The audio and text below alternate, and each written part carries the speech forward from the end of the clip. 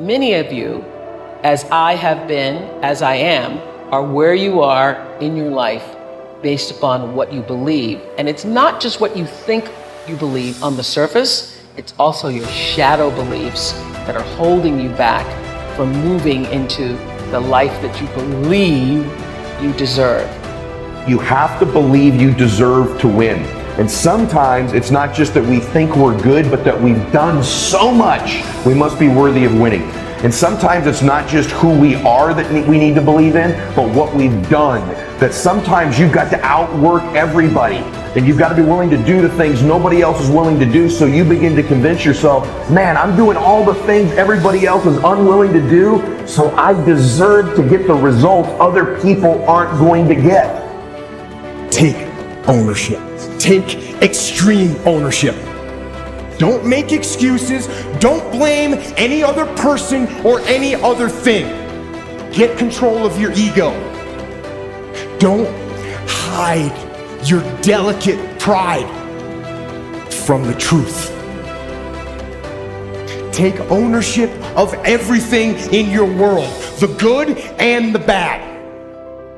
Take ownership of your mistakes, take ownership of your shortfalls, take ownership of your problems, and then take ownership of the solutions that will get those problems solved.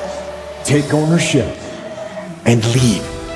Lead. Following your dreams is a lonely, solitary, scary, dangerous pursuit. You can't wait for somebody to think you can do it. If you stay in your comfort zone, that's where you will fail. You will fail in your comfort zone. Success is not a comfortable procedure. It is a very uncomfortable thing to attempt. So you got to get comfortable being uncomfortable if you ever want to be successful. Rich people don't sleep 8 hours a day. That's a third of your life. It ain't but 24 hours in a day. You cannot be sleep 8 hours a day. We celebrate warriors. We enjoy the winner. We're irritated and frustrated with the whiner. Each of them have earned the title. But each of them have this thing in common. They earned the title based upon how they responded to struggle. How can we crown someone a champion unless we've seen them struggle and overcome to be a winner? How would we know the valor and courage of a warrior unless he's endured the adversity of the battle? How do you know what the wimp is until you see them put their faith in fear and ignore a problem hoping somebody else is going to solve it? In this life, there is going to be struggle, and when they come, what will you do? What role will you play? Will you engage like the warrior? Will you complain like the whiner? Will you ignore it like the wimp? Or will you be what God created you to be, which is the winner? You have to make sure that your dreams, your aspirations and goals are so big that not accomplishing them is not an option. You have to want something so big that it wakes you up in the middle of the night. You have to want something so big that you think about it all the time. It makes you show up, do things you wouldn't normally do. It will be hard because life is hard. That's what life is.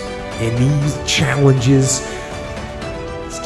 that you face, they're gonna do their best to take you down. Do not let them. Don't waste your pain. We all go through disappointments, setbacks, loss. Pain is a part of life. Pain is temporary. It may last for a minute, or an hour, or a day, or even a year. The only way you're ever going to get to the other side of this journey is you have got to suffer to grow. To grow, you must suffer. The key is what we do in our times of pain. Pain will change us. Heartache, loss, disappointments, they don't leave us the same. Now, how the pain changes you is up to you.